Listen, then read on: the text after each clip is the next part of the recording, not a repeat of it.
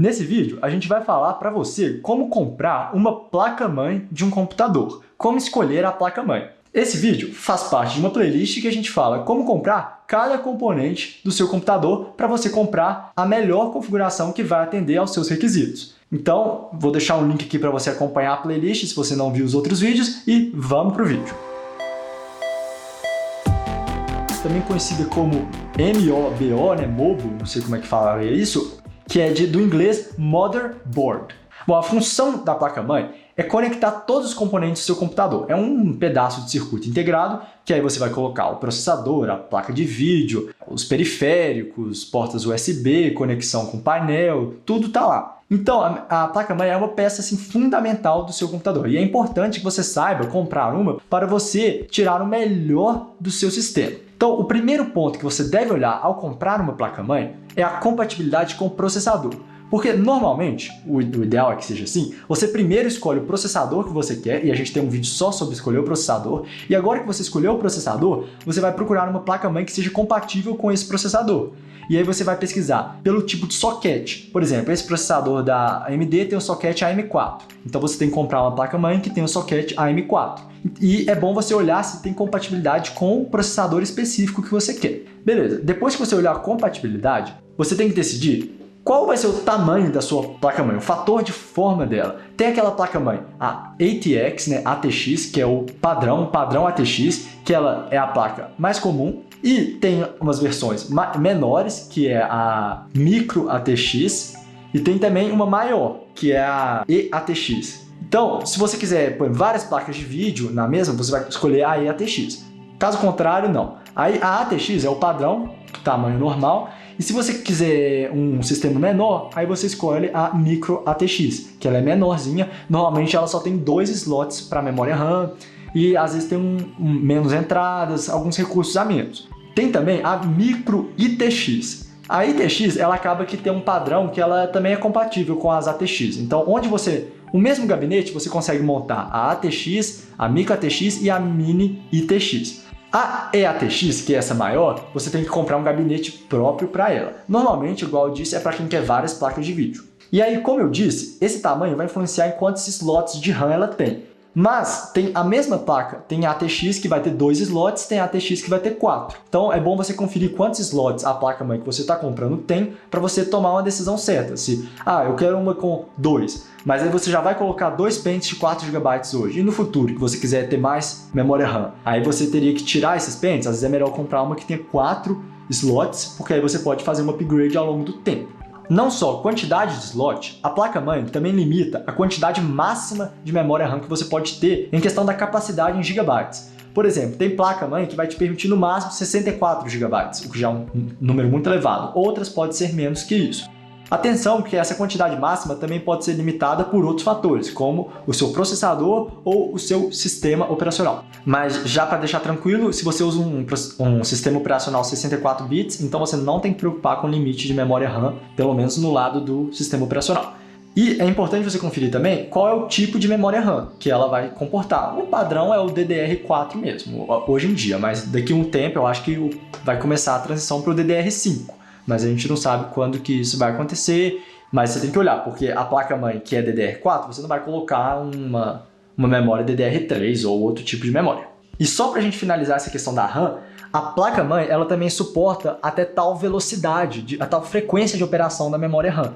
Ou seja, pode ter uma placa-mãe que só suporta até 3.200 MHz. Mais do que isso, ela não suportaria. Então vale a pena também conferir esse número caso você queira utilizar alguns pentes de memória RAM de altíssimo desempenho, vale a pena conferir se a sua placa-mãe vai aceitar esse altíssimo desempenho da memória RAM também.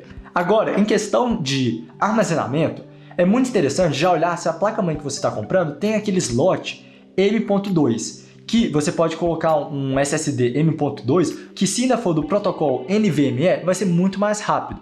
E esse SSD você não precisa de nenhum cabo para instalar ele, é só colocar ele ali e ele fica bem pequeno e direto na placa-mãe. Existe desse SSD o M.2 SATA e o M.2 NVMe. E aí é bom você não confundir isso e vou deixar um vídeo aqui para esclarecer essa dúvida.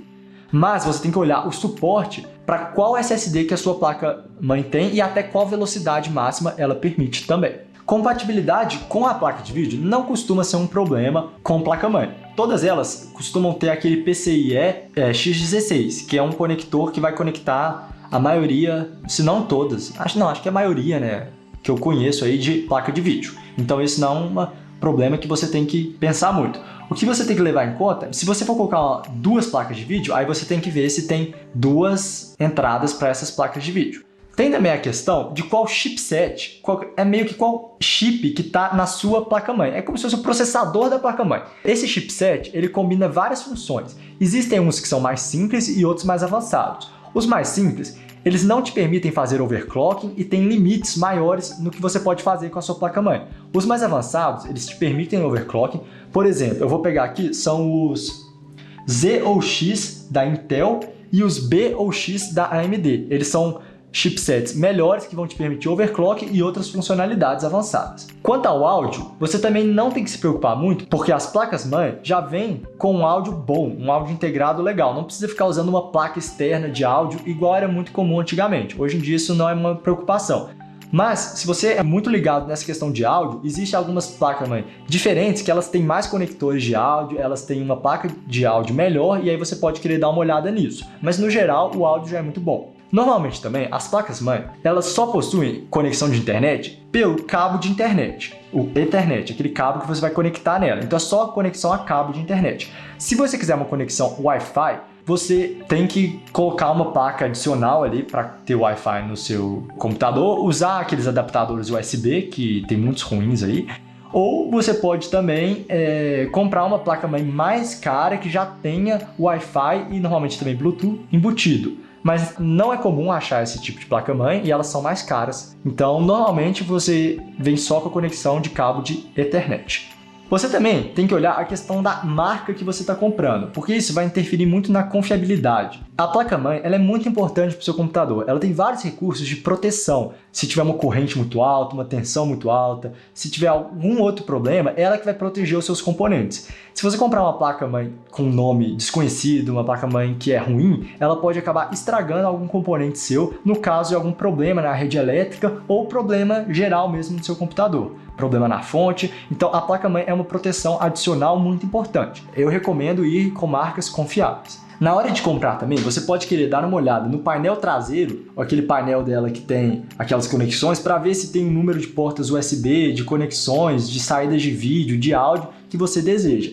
E você pode também querer olhar como é a interface da BIOS, na verdade o EFI, que é a mais recente, é o tipo de BIOS mais recente, que você pode controlar a sua placa-mãe. Principalmente se você for entusiasta, que quer mexer lá na sua placa-mãe para fazer um overclock no processador, mudar a frequência de RAM. Então nesse caso, ter uma boa interface de BIOS é importante. Espero que com essas dicas você já esteja preparado para comprar a sua placa-mãe. Realmente, placa-mãe tem muitos outros recursos que não dá para cobrir aqui, senão o vídeo ficaria muito longo. Então, se tiver alguma dúvida, você deixa aqui nos comentários abaixo que eu vou tentar responder cada um de vocês. Mas com as informações que eu já te passei aqui, já dá para você tomar uma boa decisão na hora de comprar uma placa-mãe. Espero que esse vídeo aí tenha te ajudado. Muito obrigado e até a próxima.